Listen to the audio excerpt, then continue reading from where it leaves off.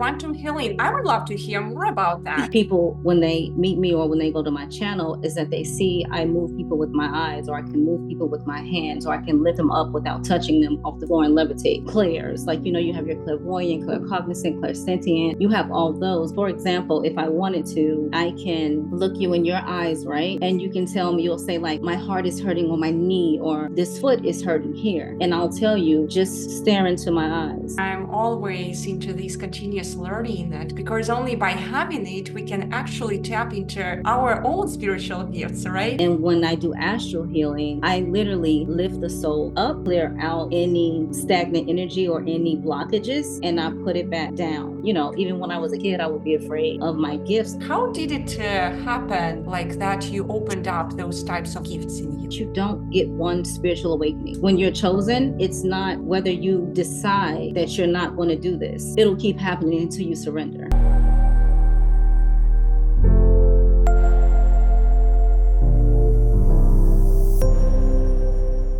Hello, beautiful souls. So here we are today. We have a special guest. Her name is Chrissy. She's a crystal indigo. It's a really, really interesting guest whom we have today. She has a beautiful soul. She's a light worker. She can elaborate slightly more about her multiple practices, which she's currently doing. But I was fascinated when I went through her social media channel. You will find the links below this video. And I highly recommend you to get acquainted with all what she's doing. Today, we'll talk mainly about how do we find ourselves into this life. And Christy is here just to get us started in this pathway of unlocking all the blocks towards that way. Could you please let us know, Christy, where are you today? What is your area of study? Today, I'm actually located in Jersey City, New Jersey, and I own a crystal holistic shop. So upstairs, we do Reiki healing, astral healing, quantum healing, womb healing. And downstairs is where we have all of the crystals and like oils and tinctures and things like that. Oh my God, quantum healing. I would love to hear more about that. Could you please just let us know? I honestly never have done it before. So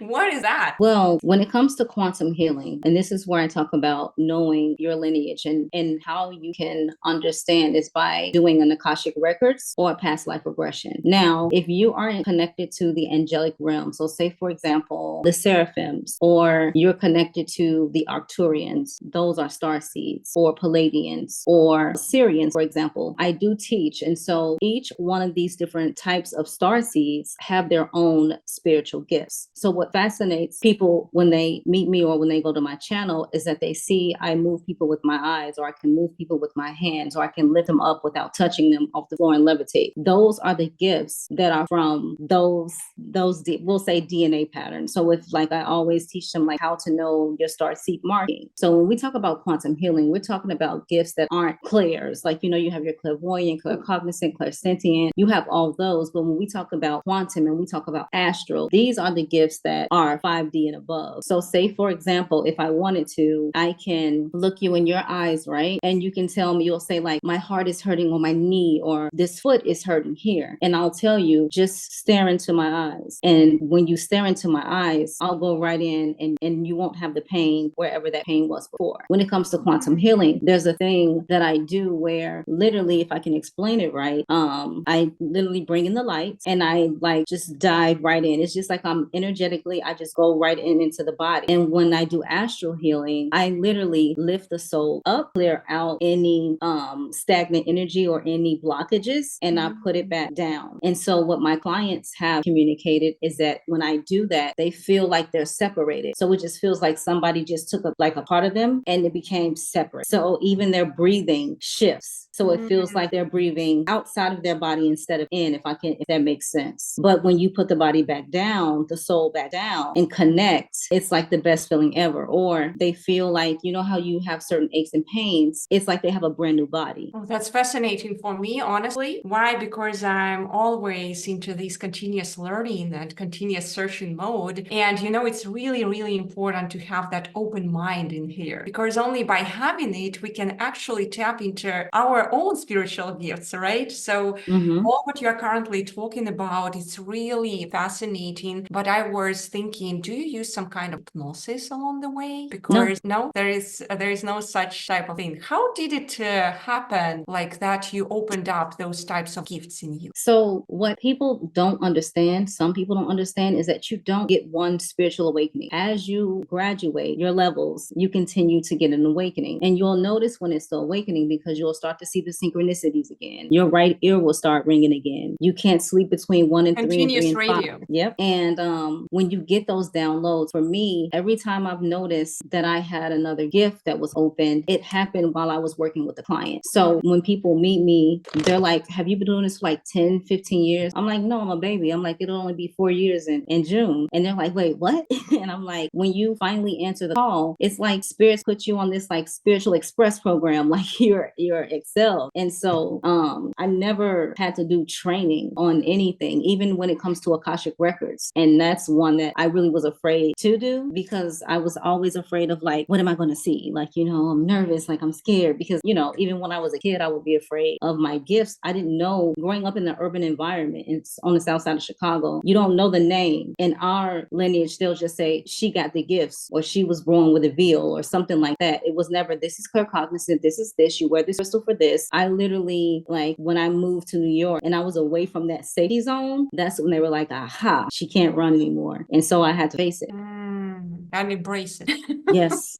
Yes, because when you're chosen, it's not whether you decide that you're not going to do this. It'll keep happening until you surrender. You know it. You know it easily. It kept coming to me. I remember I watched some movie, but I don't remember what is the name. Kind of like when there is this crystal clarity at a certain point in your life, you just know things. You stop guessing. So when you are in that crystal clear mode, you don't deviate to the right, to the left. You in fact stop having a choice. It was given to us like we have a choice here. But when we figure out that pathway, it becomes like so clear. It's just like, okay, I cannot go around that card. It's laying down, let's say, in my hand. So I just like, I feel it, first of all, and I see what's in there. I don't guess. All right. So let's say we just switch on the light in here. So we stop guessing things. I guess that's what you are talking about. And then there is no choice, in fact. And what is interesting is that whenever I was walking in this life through like different types of circles and with different types of people, when they start knowing their purpose, they kind of start serving others. It's also an interesting thing. Could you please walk me through how, let's say, what happened to you? First of all, how did you open up your gifts? That's number one. And number two, when did you figure out that you have to serve to people? So how I opened up my gifts, I'll tell you this, my gifts were opening up on their own. So, it was like, that's why I loved Harry Potter so much, because it was just like that. It was like things would happen and I wouldn't know how to understand or how to control it. And I remember, I'll never forget June 3 years ago. I had roommates at the time, and I was in my room. And I remember it was one of those nights again where I felt spirits around me and I got scared. Now back at home, I could run into my nana's room and slide in her bed and I would feel safe. Not when you got roommates. They're gonna look at you like what's going on? And I remember kneeling to the floor and I started to cry. And I said, listen, I don't know what you want from me. I said, but I just don't understand. I said, just give it to me in a way that I understand. I said, I promise I'm not being disobedient, because I knew it was something, I just didn't know the name. And like my wood floor in my room was full of my tears. That's how bad they were tearing me up. And I was like, please. And I knew it was my spiritual awakening / dark night of the soul, because it was like at a point in my life where I was stripped bare, but I still was able to get through. You don't know that many people that could, be put on unemployment or, lose their job in New York City, and rent is like $3,000. How am I going to make this work? So when I look at it, that whole 6 months, it was like boot camp, spiritual boot camp. And so by the time that 6 months was over, the opportunity that I had with my next company was the biggest salary that I ever had in my life. And so I was like, and it was funny because it was in the medical field. I worked in fashion retail. I was put in the medical field. And while I was put in the medical field, all that training during like getting me ready from that spiritual awakening, it was my healing hands. And I was like, I'm like, something's up. And I would literally take the pharmacy techs to the stock room when they had headaches, and I would take their headaches away because when they would be sick. And I would say, shh, And they would run around and be like, go see Kissy. They would call me Kissy because I was from India. And they was like, she's got magic.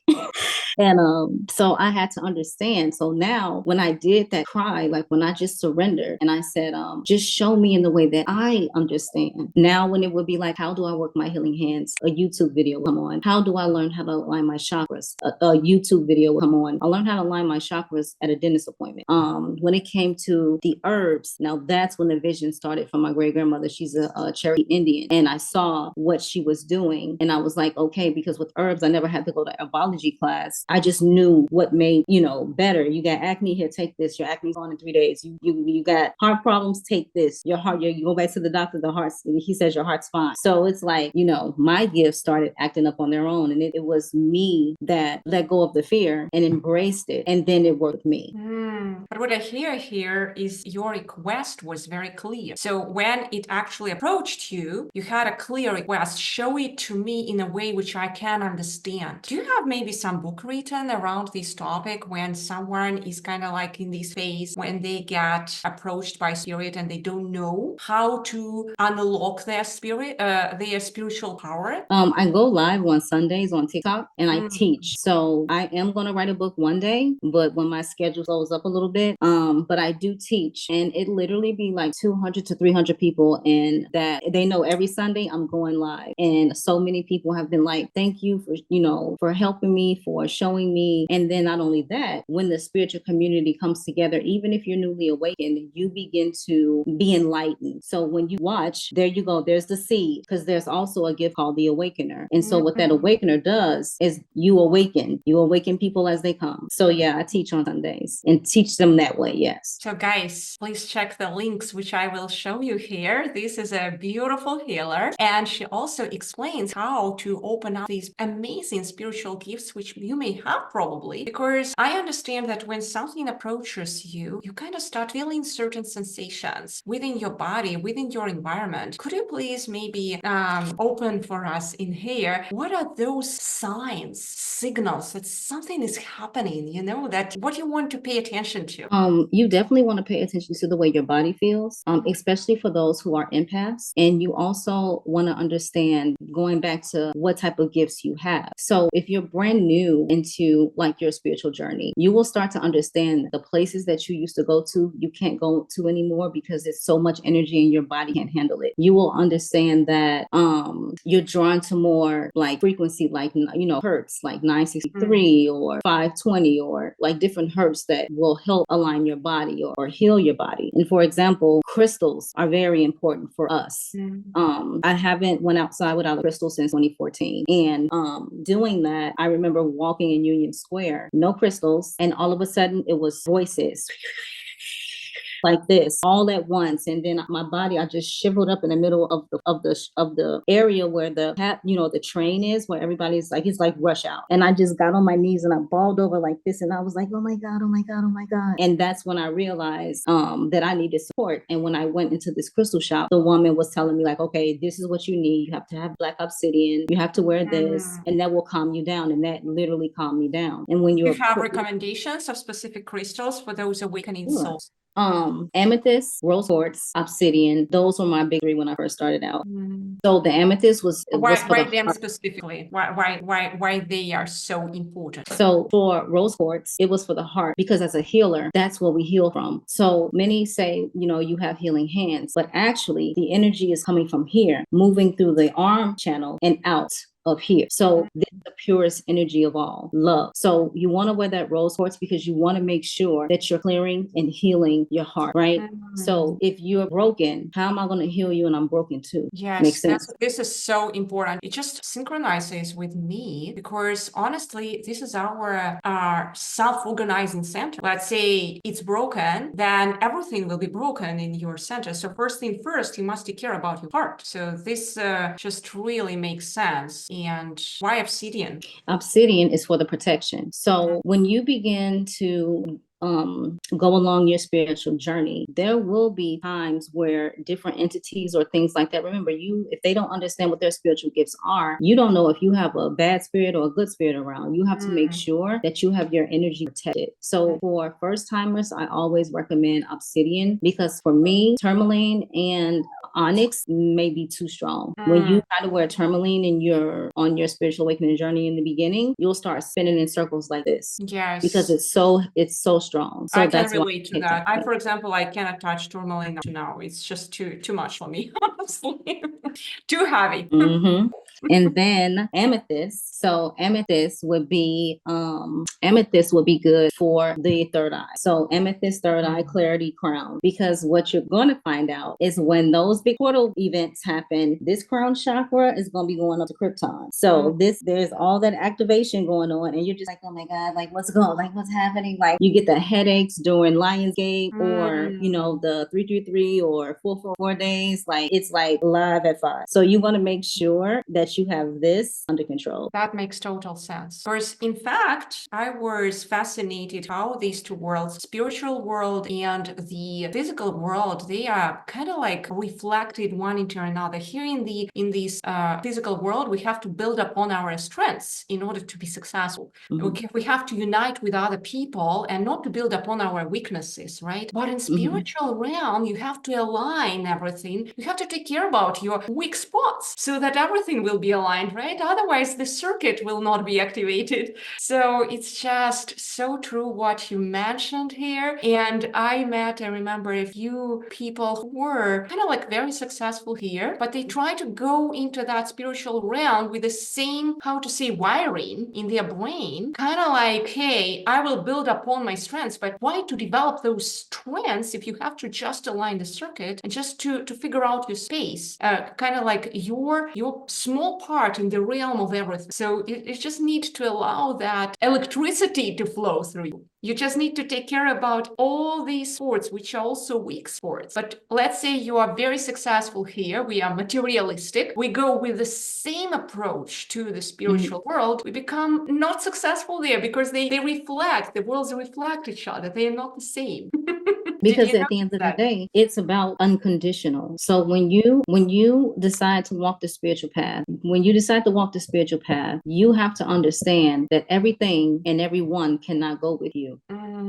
Just like when you give someone a message, they're not meant, if they're not ready, they'll catch up later. You can't pull along. Those who are ready, they will come. Those who need time, they will catch up later. And that's how you have to look at it. Yes. Otherwise, it's your enforcement, right? So you kind of like already, kind of like you're not a savior here. So that took me time also to understand this, because otherwise you keep judging. You start judging, and this is what pulls you down, in fact. Once you become that so-called seer, you notice that there is also like either you go and like, hey, I need to help him or I need to help her, but maybe they don't need your help. Maybe they are in that state of kind of like that comfortable state of a caterpillar, they just want it. But you, because you are already in a butterfly state, you want to fly, it's just like, hey, fly everyone with me. But it is actually important to go through each and every stage of butterfly evolution here. Yeah, So it's really important. I remember there is some card actually in my deck. I don't remember already, but it was showing, in fact, the stages of evolution of a butterfly. I wanted to show it to you in here and to all the people. Like, look at this. So here we see, in fact, the butterfly, how she's evolving, right? So first it's a caterpillar stage, and it's very comfortable there. And then next, you see, she's just wakening up, and here it's awakened, just ready to fly. Ready to fly. So that's what we are talking about. And such a gentle world. Did you notice that? That when we and then once you understand the concept of our job, when we put on like our spiritual assignment, is not to heal individuals. It's to show individuals where they need the healing, and they heal themselves. And that's where the disconnect is, because it's like when we get into our gifts, we're like, I want to heal everything. I want to heal the world. And you kind of get depleted when you first start out. Because this is so true. This is so true. So how did you discover this tremendously wise principle for yourself? How did it come to you? I mean that you don't need to disturb the balance in the world and just not touch those those beautiful beings at different stages earlier than it required, meaning that you don't open up the caterpillar earlier than it's required. Yes. What I do is when I meet people or people come to me, they used to always say, like, Chrissy, you don't get sad when people come into your life and they leave. And I said, no. I said, because the moment that they come in, I know there's a reason. So now when people come into my life, like as a kid, I used to be like, oh man. But now it's like, mm-mm. So when I see someone or someone is introduced to me or come to me, I just say, okay, God, what's wrong with this one? What do I got to do? Like, what do I got to do? I know it's like, I know something's up. It's like, because I don't let myself get attached, because if there's a reason, there's a season, and there's a lifetime. That's how people come into your life. They're a reason, a I love it. season, a lifetime. Yes. So as long as you have to, as much as we want to help, as much as we want to heal, and as much as we want to change the world, you too are a vessel. And if that vessel is burnt out, you can't do too much healing, can you?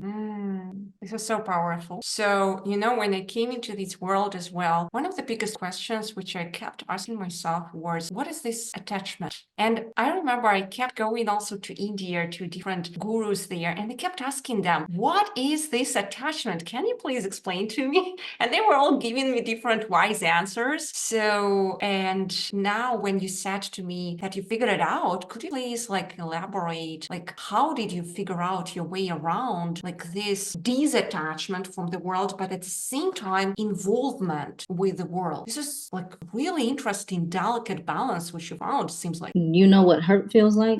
You don't like that, do you? So when you understand what hurt or pain or loss feels like, you become more aware and you become more knowledgeable. But then not only that, once you start to see each individual how they should be seen or how they like to be seen, then things are a lot different. So for me, when you, and it goes back to the unconditional love, that's the true mission when they say love and light, the unconditional love, whether right, wrong, or indifferent. So when I'm in situations or when I'm working with someone, or even when, there's other things going on, I always look at it that way, because there's no room for me, there's no room for hurt. And being a healer, being a starseed, being a light worker, being an oracle or an earth angel, sometimes we're a little too empathic and want to care and but you also have to remember, you have a job to do. You were chosen for this. You didn't dial up the line to spirit and say, you know what, look, I want to rock the world. I want to do this. No, we didn't ask for that. Like, how many of us had a whole different,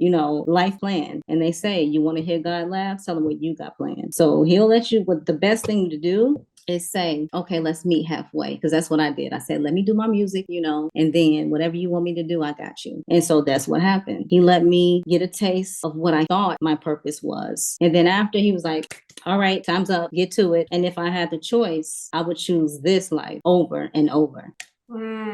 This is very powerful, I would say, from the side, because it just brings me into contemplation about my life, especially when you asked this question, do you know what is hurt? And then I just realized, oh my God, it was like the real fire trial from the beginning of my life, which was really fiery, lots of hurt, but then just now the realization is the gold, it's being born out of fire, right? So we kind of realize after, I see many, many women here, they lose their authentic self into, others. When we take care, it's our thing, it's a woman's thing here. We keep losing ourselves, taking care about our beloved ones. I don't know how it's wired, but guys are normally not that way.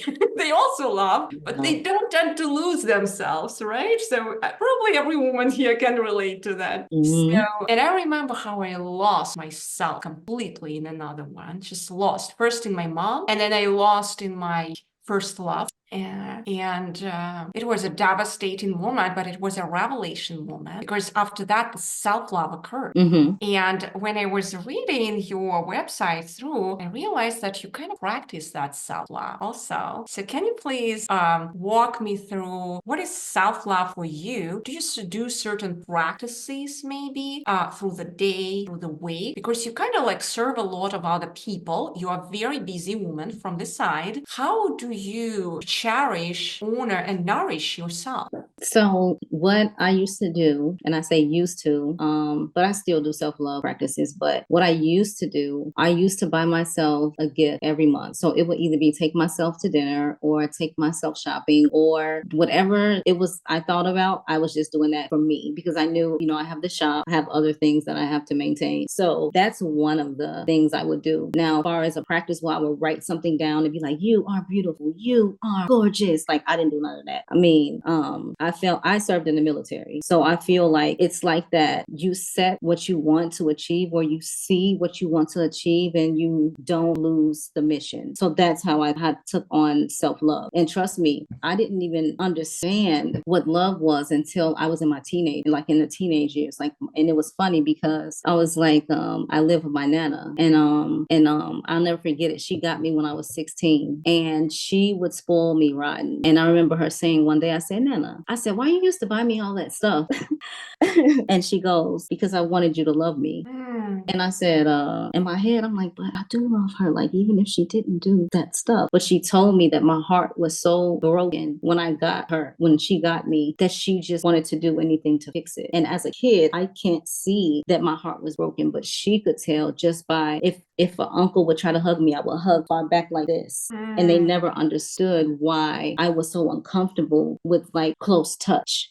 So when she said that, I was like, and I credit her for this because I started to look at my friends that way. Oh, you need this. You want me to do this, but you got to watch out because then you'll be taken advantage of. But I learned how to love because of her. I didn't know what it was because my real mother didn't. She wasn't this type. And like we had a really, like I was with her from the age of from the age of 6 till 16 because I was taken from her when I was little, a baby. And so I never really had that, like, love me, like, here, take my heart. It was more of a like, so I was like living to survive until I got to her. So now when I have clients, the one thing that I don't do is when they have a relationship reading, for example, and that's where your affirmations, like they rock, like, cause some people it's like, okay, are you picking up what I'm putting down? Like, this is what's going on. Because it's like, oh, say these affirmations and this helps me. I never tell a client, like when they're doing like a romance reading or something like that, or love, if I tell them that someone's not good for them,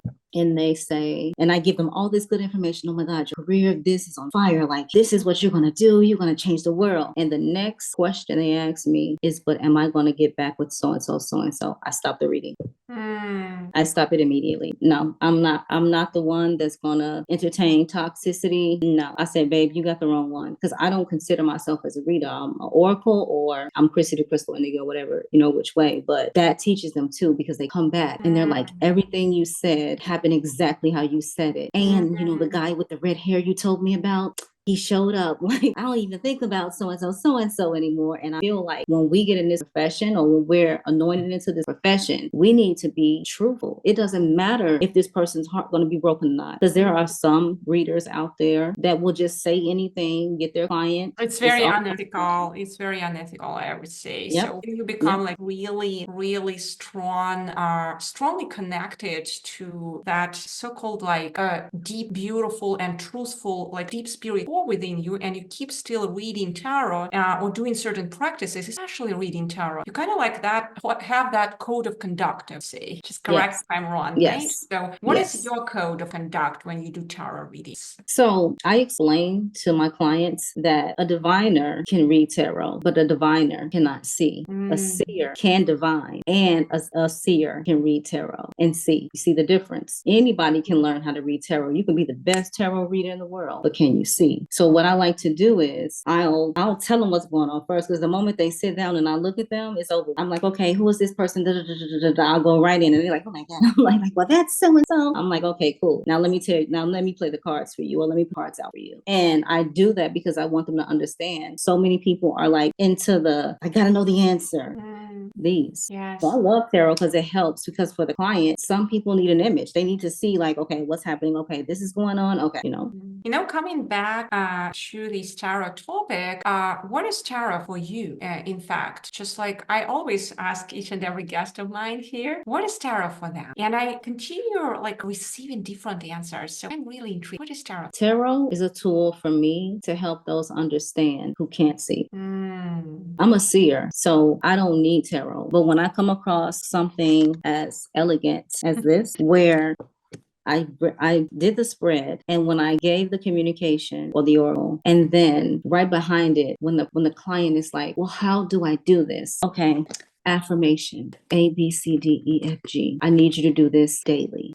it just blew my client's mind. It just blew my client's mind. I was like, okay, this is what's up. This is what's up. Oh, I Something love different it. and unique. I Yeah. love it, because actually how I came up with this, I love affirming things. And I remember how I went to Tony Robbins events when I was in deep frustration of my life. And I really love this guy, but many things from him just didn't work for me from a feminine nature. But what Mhm. I really took from him was these affirmative statements. And I was just like, oh my God, when I started like really rewiring myself through just speaking. So I really loved his triangle, what he continued talking about focus, right? So, and then language and physicality. So, and this affirmation, and especially if you do it actively with cards the same way, because there is the active meditation, you can do it differently. You can look at the symbols when you have, let's say, rich symbolism cards, whatever they are, Tridevia or something else, whatever works for you. But if there is that rich symbolism, you kind of like start connecting to that higher self through images, through symbols, in fact. Mhm. And it starts like that beautiful, elegant rewiring process of you, because beauty heals, in fact. So I remember in part of my life when I was walking purposelessly through one story to another, trying to find the answers. And somehow I stumped into this tarot deck. It's the classical Rider Waite. But I stumped there like, and I started shuffling, and there was Empress. And I don't know, I was watching it, watching and watching. I bought that damn deck, just like, but I watched and watched and I started feeling better. I didn't know why, it was, and I was just like, oh, there is magic in there. Why I keep watching and I feel better. And only later I realized there was some active meditation in there involved. So it's just like, what you just started talking, how you deal with your clients with affirmative statements. Then it just brought me to this realization, like how these affirmations with symbolism, with everything, how they can start that beautiful healing, self-healing process. We don't go to tarot or just answers. Yeah, and I just love that code of conduct which you have in But here. your deck is also, when you look at the images, so with some of my clients, and especially when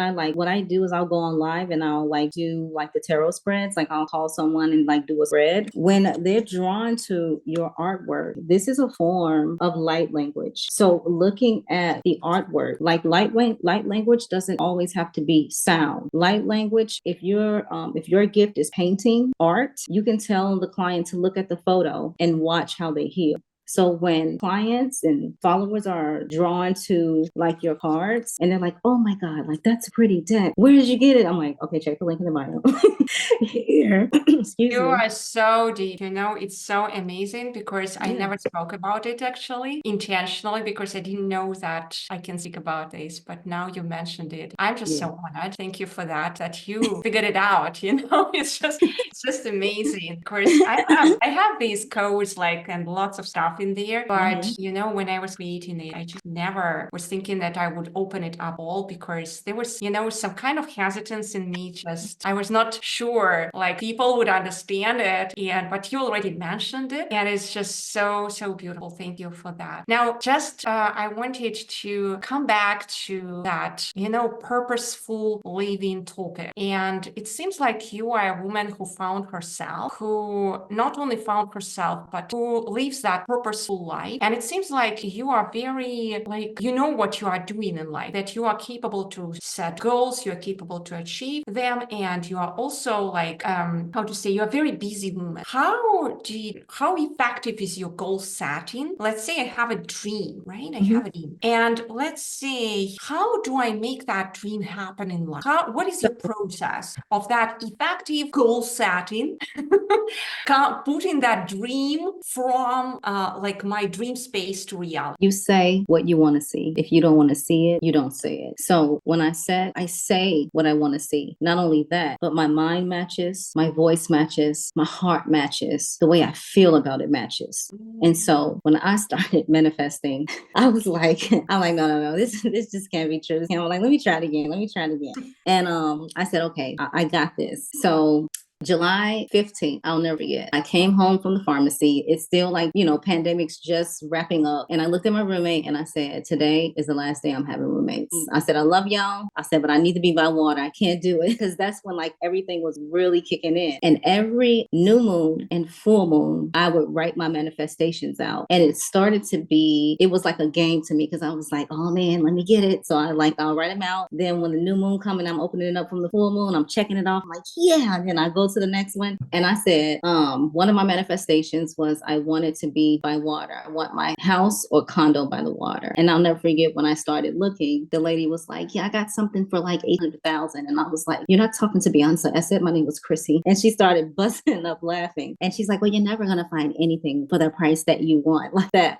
And literally, I set that intention July 15th, November 2020. I was closing on my condo by the water and it was beautiful. Like I got it for like 265K. Wow. Can't get that on the East Coast. And I was just like, I'm like, this is real. So when it comes to manifestations, I always tell people, say what you want to see. And then I started teaching my family how to manifest. And they would like send pictures. I'm like, did I do it right? I'm like, yeah, you got it. So wait. I want to still just to have that framework, because all our like beautiful souls here, they always love frameworks. So can you tell us in steps, step 1, step 2, step 3, so that we could actually record it here? Okay. It's not even a step 1, 2, or 3. This is the easiest way to manifest anything you want in your life. You say what you want to see. If you don't want to see it, you don't say it. And you feel what you want. You taste what you want. You see what you want. That's it. Oh my God. I think I want to try it already after session. It's true. Like I was like, oh my God. Like when I was like, I'm like, this is like, I can't believe this. Like, it's just like when you get into alignment, you have to be in alignment. So say for example, if you are writing your intentions, right, your manifestations down, and for the moment that you think, no, I don't know about this, take it off. Take it off the list. You have to be 100% sure all the way. And when you write them down, don't go back 2 days later trying to see if anything, came to fruition. Leave it. The best way for me, and I've gotten results and my clients results and everybody around the world results. I love to manifest on new moon and full moon. And another thing, you can manifest your blessings and everything that you want to come to fruition on whatever moon it is. So don't think, oh, the full moon's about releasing. I can't write that this time around. No, write your heart out. That's very powerful. So the last question which I want to ask you about, it probably would really help all of our beautiful souls here, because that's actually really amazing what you said, but we all keep falling down still. What are those blocks which can be the roadblocks and how to go around them? Honestly, what I tell everyone who's going through their spiritual awakening or going through a dark night of the soul or any spiritual ascension activity, I tell everyone, I want you, if you haven't done so, I want you to get Reiki. You need to make sure that on the inside, you are clear. So for example, one of my clients came to me and she was like, why can't I have a baby? Like, why can't I have kids? Like, I'm trying everything. I'm doing everything. And I said, it sounds like a job to me. And she was like, what do you mean? What do you mean? I said, because it seems like you're working. I was like, you want it so bad. I said, that's not how, we don't bring things in with greed. You bring things in with gratitude, right? Wow. So when I said, I want you to try this, I said, when you want to manifest your soul baby, I said, you manifest that soul baby with love. You're not rushing. You're not trying to see if you're ovulating.